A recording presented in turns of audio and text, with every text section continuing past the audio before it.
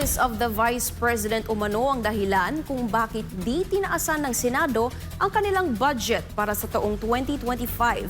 Ayon kay Senadora Grace Poe, chairperson ng Committee on Finance, walang formal na kahilingan ng OVP para dagdagan ang kanilang pondo. Narito ang balita ni Troy Gomez.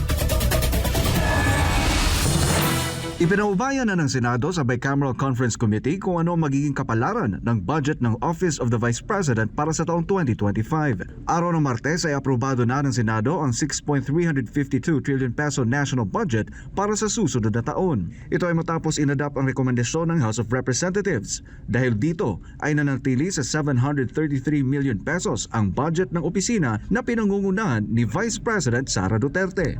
Ayon kay Senadora Grace Poe, chairperson ng Senate Committee on Finance, di na ito tinaasan dahil sa kakulangan ng request mula sa opisina ni VP Sara. Nagkaroon ng pagkakataon naman dito sa pagdinig nung committee hearing na bigyan ng justification kung gusto nilang itaas yung budget. Wala namang formal request from the OVP na taasan ng budget. At alam naman natin dito sa mga committee hearings, pagtataasan ng budget, kailangan meron manggagaling din sa kanila na breakdown na at justification bakit tataasan.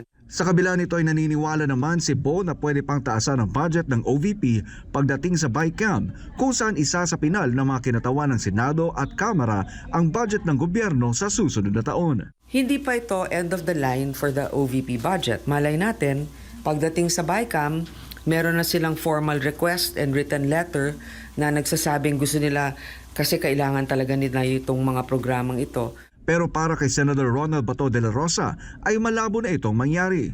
Una na rin kasing sinabi ni Senator Bongo na nag-usap na ang mga senador sa isang caucus kung ano ang magiging kapalaran ng OVP budget, ngunit sila ay nagkaisa na ipaubayan na lamang ito sa BICAM.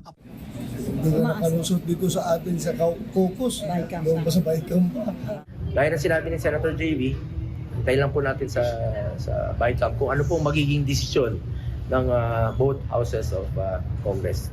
Matatandaan na ibinaba ng Kamara sa 733 million pesos ang budget ng OVP mula sa orihinal na ipananukala na nasa higit 2 bilyong piso matapos tumanggi si VP Sara na sagutin ang tanong ng mga mambabatas patungkol sa confidential funds ng kanyang tanggapan. Para sa Diyos at sa Pilipinas kung mahal, Troy Gomez, SMNI News.